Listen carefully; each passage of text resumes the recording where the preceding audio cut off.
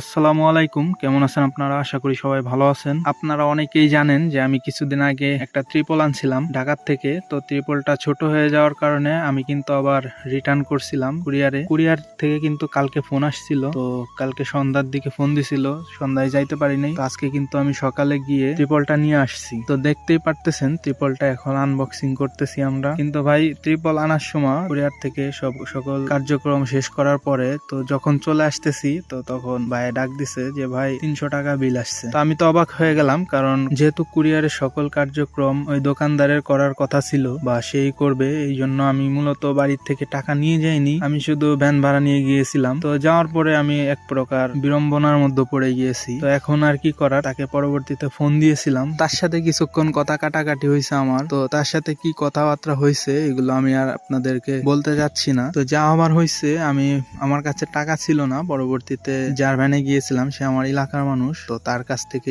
কিন্তু টাকা নিয়ে আমি কুরিয়ারের সকল কার্যক্রম শেষ করে কুরিয়ার থেকে ত্রিপলটা বাড়িতে নিয়ে আসছি। তো এখন কিন্তু আমরা ত্রিপলটাকে আমার হাউজের ভিতরে সেট করে দিব। সেট করার পরে কিন্তু পানি দিয়ে ভরাট করে দিতে হবে। আর আজকে আমি পানি দেওয়ার কাজ কিন্তু আজকেই শেষ করে ফেলবো। যেহেতু আজকে মার্চের 1 তারিখ, অনেকটাই দেরি হয়ে গিয়েছে, তো অতি শীঘ্রই আমার সকল কার্যক্রম শেষ করতে হবে মাছ ছাড়ার জন্য। তো এখন আমি সব কাজ শেষ করে আজকে কিন্তু পানি দেওয়া সকল কার্যক্রম শেষ করে ফেলবো। তো দেখতেই পারতেছেন ত্রিপল বিছানোর কাজ শেষ করে আমি কিন্তু পানি দিয়ে দিতেছি ভিতরে। এক পাশ দিয়ে পানি যাচ্ছে আর সাইডে ত্রিপল কিন্তু বাঁধার কাজও আমি সম্পূর্ণ করতেছি একসাথে। এতে করে আমার কিন্তু সময় কিছুটা কম লাগবে, তো আপনারা দেখতেই পারতেছেন। আর ত্রিপলের ভিতরে যেহেতু পানি দিয়ে ভরাট করে দেব, এতে করে কিন্তু বাহির পাশে বেশি শক্ত করে না বাঁধলেও চলে, কোনো মতে একটু বেঁধে সেদে দিলেই হবে। তো এই জন্য আর কি আমি এত শক্ত করে বাঁধতেছি না, কোনো মতে একটু বেঁধে দিতেছি আর কি। তো দেখতেই পারতেছেন সকল কাজ সম্পূর্ণ হয়ে গিয়েছে